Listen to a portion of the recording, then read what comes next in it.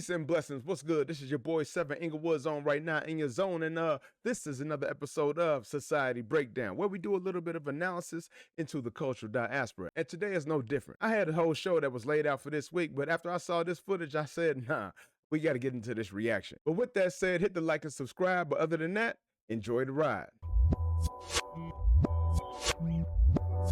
So if you ain't heard, your boy Stephen A. Smith recently received NABJ's Thumbs Down Award, or the National Association of Black Journalists Thumb Down Award, which is their award that they give to people that they feel are providing especially disparaging commentary towards the Black community in particular. So before we dig into it, their quote was, Stephen A. Smith has established a recurring public pattern of disparaging commentary directed at prominent Black women across politics, sports, and media.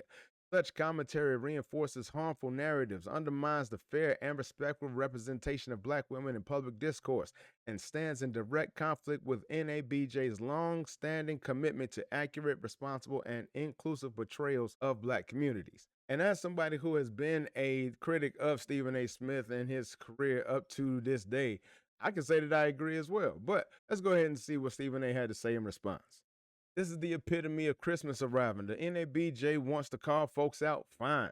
You had your turn, now mine is coming. And make no mistake, I'm coming. Let's see who really deserves a thumbs down award when it comes to the Black community after I say my piece. Remember, NABJ, you asked for it. I've shut my mouth for years. Now y'all started something. And you know, your boy's always running his mouth talking about how he's about to do this and do that. And, you know, he always got this tough talk for Black folks. And I think that's the problem. That's the problem that people are identifying when they're looking at him in their critiques. Now, I can agree with him when he's saying that they, you know, the NABJ, if they had these feelings for him, maybe they shouldn't have had him at their events in the first place. But if you're looking at the leadership that they've had, it's changed during the time that he was invited or broadcasting from their event versus when he wasn't. I am the same guy that brought a nationally televised show to a journalism conference, which is the NABJ, the last 2 years. Did you have anything to say about me then? Did I get a thumbs down then? And it's not the fact that because he's doing any of these things that now all of a sudden that's the reason they're giving you this thumbs down award. They said it's for disparaging commentary directly aimed at Black women. I mean, like, what are we talking about? Nobody's sitting here saying that the things that you did outside of the realm of what the award is actually given to you for, disparaging Black women, has anything to do with the reason why you received it. Sure, you can be a philanthropist. You could be somebody who's helping all these young Black journalists who want to aspire to the realms and levels that you're at. Sure, you can help people to do those things. You can support the NABJ, and we hope that you will in the future. But that doesn't mean that you haven't been disparaging in your reporting. And then he tries to get his backhanded compliment talking about how the NABJ is the place that he started his career and the people that he praises and supports and all this other stuff, while at the same time he's talking about, like, I know that they don't like me and there's certain people on the board and all this other stuff. And man, look at y'all finally doing well financially. Oh, wow, look at you. You know, like, you know, stuff like that. You know, so let's go ahead and get beyond that part and get to the nitty gritty of what he said, in particular in addressing his accusations towards his disparaging remarks about Black women. I've heard people bringing up Jasmine Crockett. She was a representative in Texas, representing 766,000 people. Did I sit up there demonstratively asking, why would you curse out the president of the United States with the cameras rolling? How is that going to help you? Yes, I did. And I said, you have an opportunity to be the Democratic nominee for the United States Senate, representing 31 million. So yeah, he's speaking now to make it seem like he's speaking to a credentialed candidate for the U.S. Senate, while at the same time not addressing the backhanded compliments or the backhanded statements that he made about her when he was talking about how ghetto she was and all that. I mean, again, it's not the fact that he said these things, because sure, you can be critical of your people. Why not? You can want your people to be better. Absolutely. I don't think there's a problem with that. Malcolm X, Dr. King both wanted better, and they both went about it in different ways. I don't think that's the problem. I think the problem is and has always been the fact that you have all this energy for Black women and Black men, but you don't have the same energy for any white man. I mean, yeah, we can look at what Jemele Hill had to say about it. The reason I have had problems with some of the things he said is because he don't keep that same energy. If you're going to, especially in your position, being Black, have a conversation about our community, that's inside of our community, about someone who belongs to our community, you got to go into that conversation with a different sensibility. Doesn't mean you don't tell the truth, but you got to be aware and observant about certain things. The right often comes after Jasmine Crockett because of the way she speaks, because of her persona, the way she comes off. They call her ghetto. And here you come launching some of the same criticism. Why does it seem like you have a higher level of energy and criticism for the people that look like you than for the people who don't want your people to exist? Then your boy Stephen A goes into his I have a black friend defense. I've been surrounded by Black female excellence all my life. I have 2 daughters. I have 4 older sisters. I was raised by 5 Black women. Then he tries to pull this innocence as if like people can't pull the receipts on this dude when it comes to what he said, not only about people in politics like Michelle Obama, Kamala Harris, and Jasmine Crockett, but also the likes of Jemele Hill and Monica McNutt.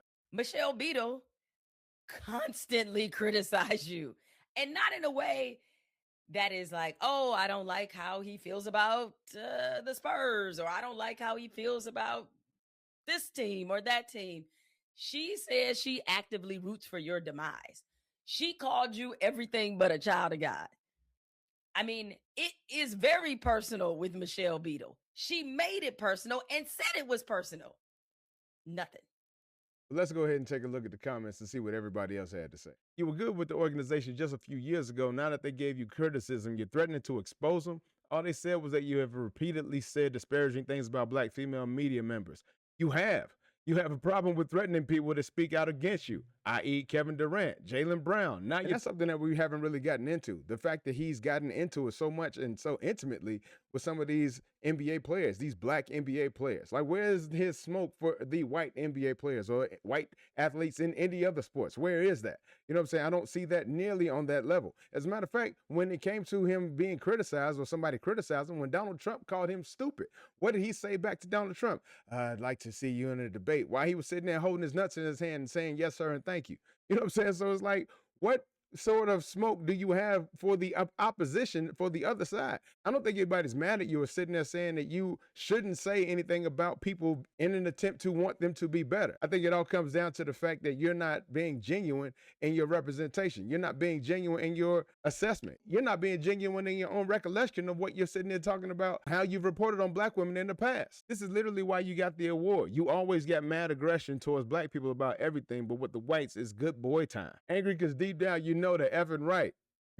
With the Rock saying shut up. You know that's the Rock. You already know that he's saying shut up, B, right there. You know what I'm saying? I'm trying to be nice. Stephen A. Smith, you earned that award and nothing you say on the podcast is gonna help. As a matter of fact, it's gonna reinforce what most of us think of you.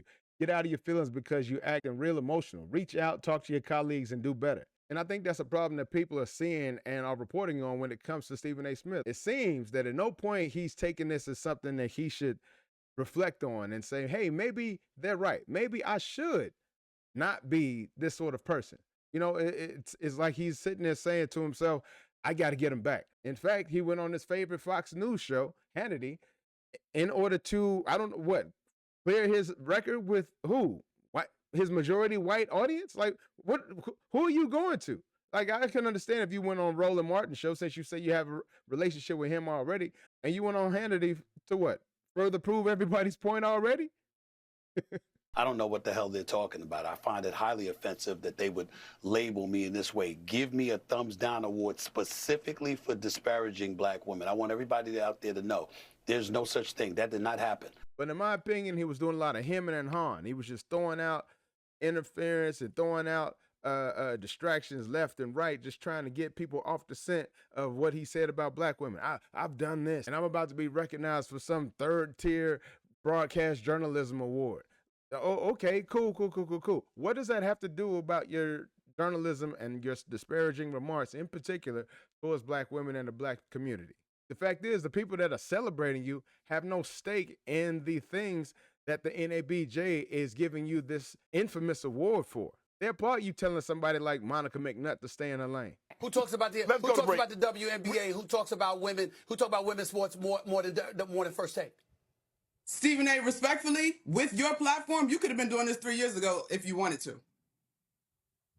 The WNBA, could I have done more? Well, guess what, Monica McNutt? I could have done less. They applaud the smoke that you have for Joy Reid. Let me say something about Joy Reid. Let's get this out of the way. I don't know this woman. I've met her one time. I shook her hand once. I've never spoken to her in my life. And she's responding that way because when she got fired by MSNBC, her show got canceled, I spoke on it. And what I said was, she is a talent, highly intelligent woman. I respect her. The issue, however, is that if your numbers drop 47% and you are black, in this culture that we're living in, did you really expect something else to happen? But why is it that many black women have had this criticism on Stephen A. Smith? Who are the many? Because I think they're the few. They applaud you talking shit about Michelle Obama, even though you backhandedly say, well, I think she could also run for president and would win. So it's like, just own up to it. Own up to it and or have the same smoke for your white counters, for the white people who pay you, for the white people who don't pay you. Or do you just think that because they white, they all connected and you never know which one got their hand on the pocketbook that might have something to do with your money? But at the end of the day, I think everybody's seeing in Stephen A. Smith the same thing that everybody else is reporting on. Like you had all that smoke for Serena Williams, and then her white husband had something to say back to you, and all of a sudden you was like, hey, you know, I just be doing stuff for ratings, you know. Where was all that bass in your voice? Where was all of that? You know what I'm saying? So it's like every time there's some white dude putting you in your place, you have no problem saying, yes, sir, thank you, sir, and may I have another? At one point during your rant, you were talking about how you got the people at ESPN to do all these things and support. Hey, where was your support when Ryan Clark was getting fired? How strong was your support then? Since apparently you knew beforehand that it was even coming down, where was your support? Or better yet, how valuable was that support? I'm just saying. But anyway, I'll just go ahead and leave this for y'all to check out. This has been your boy 7 with another episode of Society Breakdown. Make sure you hit the like, share, subscribe. But until next time, take care of yourself and others, and I'll see you then. Peace. And I'm out.